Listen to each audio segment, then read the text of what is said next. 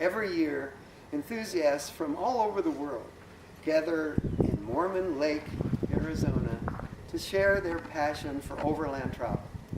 Arriving by motorcycle, four-wheel drive, RV, and custom vehicle, they gather in the wind and the sun to share stories and ideas. And to covet some really cool equipment. Why overland?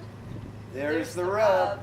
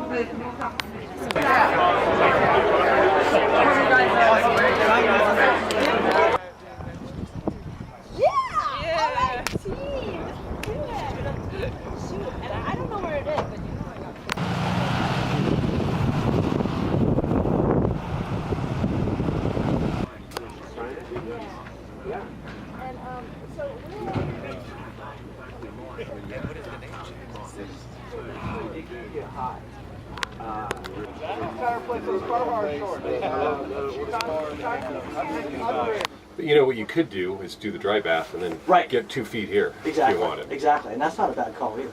And so the kitchen would be the same. But you know on ours, right, that comes up and you have a whole cooking service. Did you know that?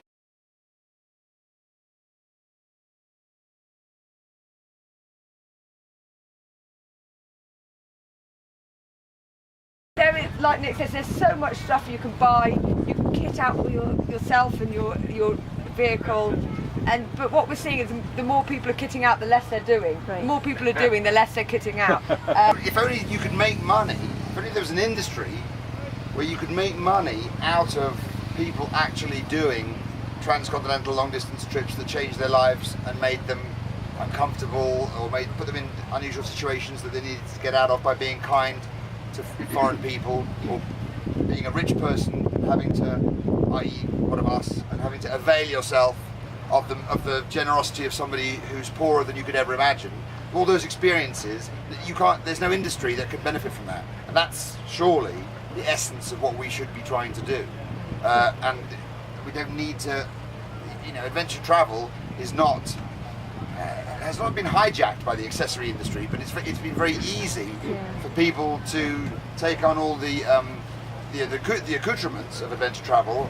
Part of why we buy all these things is because of fear, because the act of going out that front door, and we don't talk about it that often, is really, in fact, quite terrifying. If we lived in that environment where we could literally have everything we wanted, what would we want? And I think the answer to that is really not much.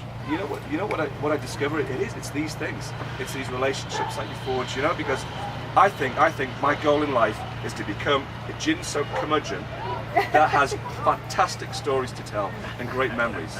And I'm working on the curmudgeon.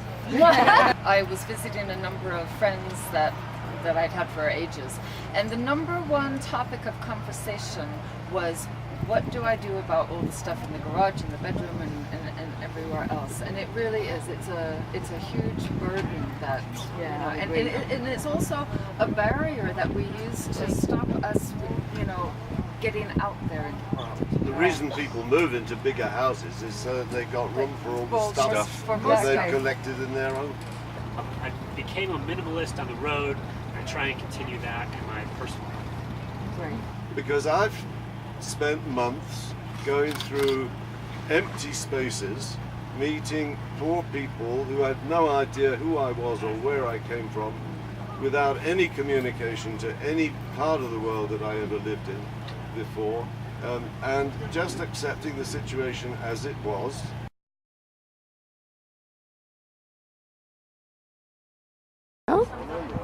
So, my name is Alice Gugolo. My husband and I started the Do Good As You Go movement, which is a network of international travelers that use their skills to make a difference during their trip. And the kinds of workshops that the travelers run range from photography and IT to entrepreneurship and gardening. What we're trying to do is to build a network of travelers that codify their experience and then share it with the travelers that come after them. We don't charge anything for volunteering, and it's all about inspiring and equipping international travelers to make a difference. Well, Steve and I do work in Micronesia, remote outer islands in the Central Pacific, and we've been working with basically people who've become our family there on helping them to revive some of their traditional canoes, their sailing traditions, things like that, that had been lost through the years because of cultural changes, corruption and other things. And in our visits there, we have learned what sorts of things they need, like sailcloth and tools, to be able to make sailing canoes.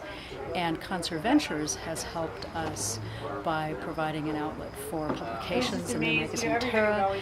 And if people want to make donations to assist us, like for sailcloth or tools or transportation of things, they can do that through the Conserventures website.